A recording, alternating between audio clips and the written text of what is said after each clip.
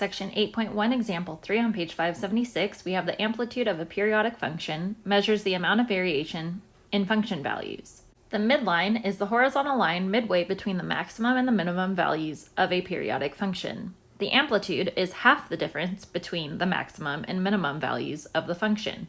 So to find the amplitude, we can take 1/2 the maximum value minus the minimum value. So up here we've got an example of a periodic function. The maximum is up here at 3, the minimum is down at -1, and then our midline will be right in the middle of 3 and -1, which puts us right at 1.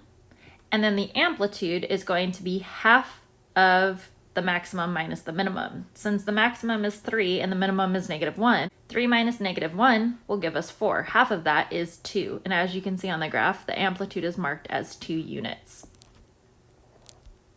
Example 3 says, what is the amplitude of the periodic function at the right? What is the equation of the midline? Remember that the amplitude is 1/2 the maximum minus the minimum.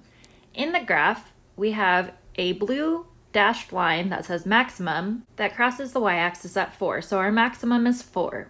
We have a red dashed line for the minimum that crosses the y-axis at -2, so our minimum is -2. Therefore, we have 1/2 times 4 minus -2, which becomes 4 plus 2, or 6. 1/2 of 6 gives us 3. Therefore, the amplitude is 3. To create an equation for the midline, we have y equals 1/2 times the maximum plus the minimum. We'll use the same max and min that we had previously, except now we're going to add the 2. So now we have y equals 1/2 times 4 plus -2, or 4 minus 2, which gives us 2, and 1/2 of 2 is 1. Therefore, the equation of the midline is y equals 1. As you can see, I have drawn in a dashed orange line and labeled it as midline at y equals 1.